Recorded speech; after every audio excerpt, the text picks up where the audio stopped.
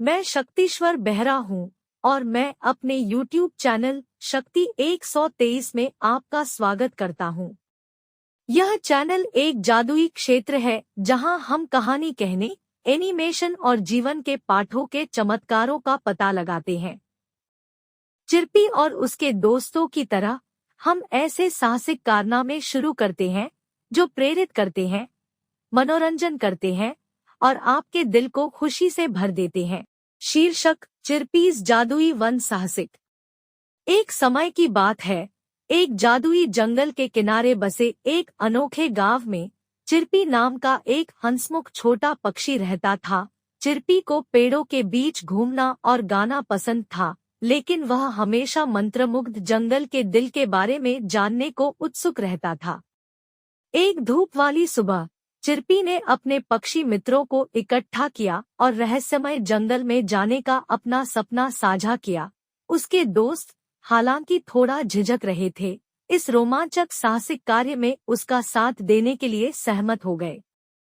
जैसे ही वे जंगल में दाखिल हुए, हवा एक मनमोहक धुन से भर गई और रंग-बिरंगी तितलियां उनके चारों ओर नाचने लगी। जल्द ही उनकी नजर गुरुजी नाम के एक बुद्धिमान बूढ़े उल्लू पर पड़ी, जो एक शाखा पर बैठा था। गुरुजी ने उनका गर्मजोशी से स्वागत किया और कहा, आपका स्वागत है छोटे बच्चों। इस जंगल के जादू को उजागर करने के लिए आप में से प्रत्येक को दया, बहादुरी और सद्भाव की भावना को अपनाना होगा।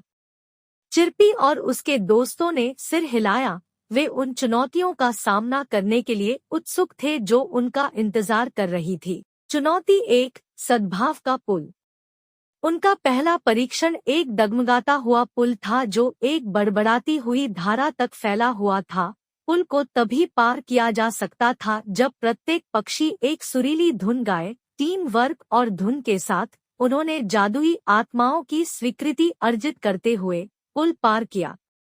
चुनौती 2: प्रतिबिंब का वृक्ष। इसके बाद उन्हें एक जादुई पेड़ का सामना करना पड़ा जो उसके पास आने वाले लोगों के आंतरिक विचारों को प्रतिबिंबित करता था।